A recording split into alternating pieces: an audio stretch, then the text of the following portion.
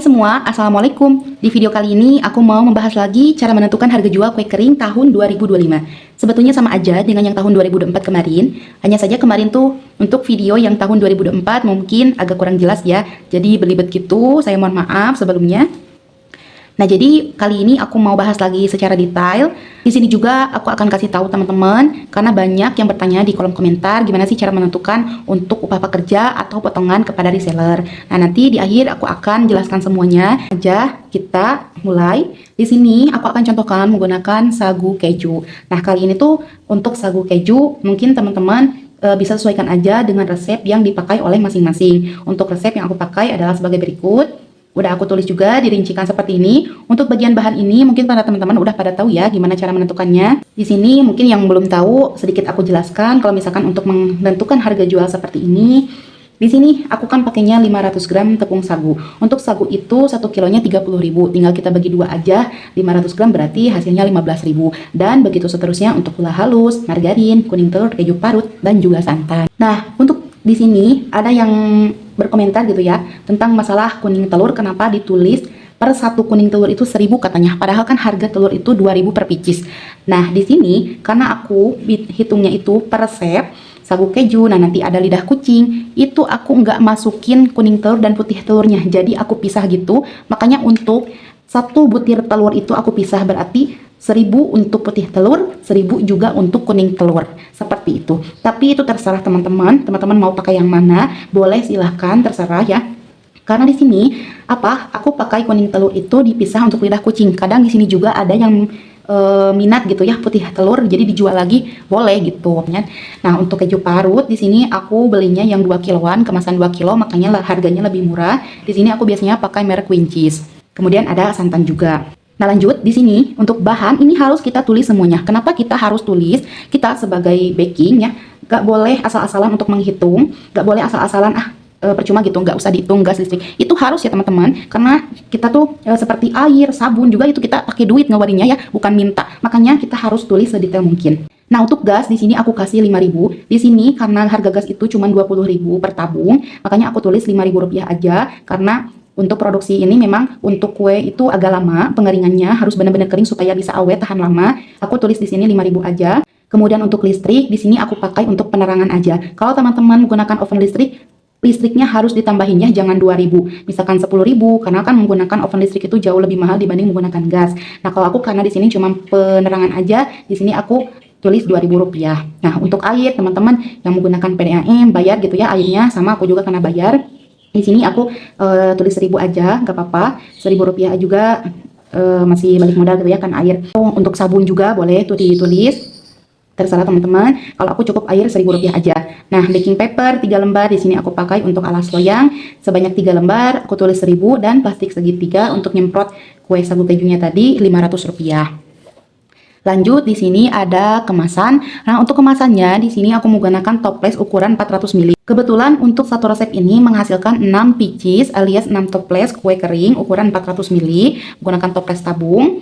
Nah, untuk harga satu picis toples tabung itu adalah 3.000 rupiah, berarti 3 dikali 6 sama dengan 18.000. Untuk stiker aku juga beli harga yang 200 perak dikali 6 1.200. Solasi ini kita ambil 1.000 rupiah aja lah ya. Ada yang pakai solasi, ada yang pakai hot gun gitu ya. Ditulis aja pokoknya semuanya dirinci. Kemudian ada paper doilies 6 picis, satuannya 150 perak berarti 900 perak. Nah, kalau misalkan ada yang pakai silika gel boleh silika gel ditulis juga ya. Nah, untuk semuanya ini total bahan baku kita rincikan dan total akhirnya adalah 73.100. Di sini langsung aja aku bakalan jelasin secara detail tentang biaya-biaya operasionalnya. Jadi teman-teman harus simak ya. Kenapa harus kita tulis, kenapa harus kita tentukan terlebih dahulu. Nah, di sini untuk biaya operasional ada tenaga kerja, resiko, keuntungan, dan juga marketing. Aku akan jelaskan satu persatu. Untuk biaya operasional itu ada 10-20%, mulai dari harga terendah sampai tertinggi. Biaya operasional itu mencakup apa? Biaya operasional itu kayak mencakup kita tuh ongkos untuk membeli bahan-bahan, naik angkot, parkiran, dan sebagainya gitu ya. Kita ambil 10-20%. Kemudian ada tenaga kerja 15-25%. Tenaga kerja itu untuk upah kita, ataupun teman-teman yang mungkin sudah mempunyai karyawan itu boleh ambil. Silahkan, harus banget, apalagi ya, bukan boleh ambil lagi, harus banget tulisin tenaga kerja ini. Karena kita juga nantinya menentukan upah tenaga kerja itu dari sini. Nah, lanjut ada resiko. Resiko ini mencakup nantinya tuh untuk kue yang gosong gitu ya, atau kue-kue yang memang kita tuh bikin malah salah jadinya kebuang. Nah, gitu. Harus ditulis resiko. Dan untuk keuntungan pastinya ini kita harus ambil antara 30-50%. Kemudian yang terakhir adalah marketing. Ini marketing itu kayak yang reseller gitu ya. Nanti reseller kita ambilnya tuh dari sini. Ada marketing tuh reseller, karena kita kan promosi juga pakai kuota gitu ya. Kita tulis 20%. Nah, untuk harga jual per toples 400 ml tadi, ini langsung aja kita masukkan. Kan tadi kita total bahan baku adalah 73.100. Nah, ini aku ambil dari rata-rata semuanya ini, ada yang tinggi, ada yang rendah.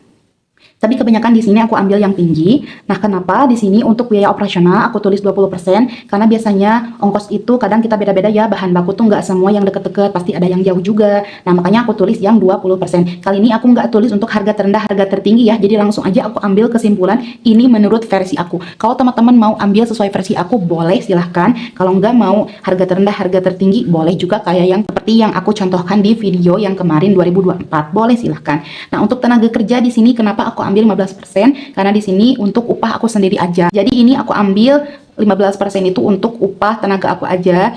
Gak ada karyawan, makanya aku tulisnya 15%. Kalau kalian punya karyawan, sebaiknya tulis 25% aja. Kemudian resiko tetap 10% ya. Keuntungan aku ambil 50% dan marketing 20%. Nah, setelah dirincikan 20% kita kali 73.000, hasilnya 14.600. Yang tenaga kerja 10.950, 7.300, 36.500, 14.600. Ini kita totalkan terlebih dahulu. Yang ini ya, biaya-biayanya ini adalah total 83.950.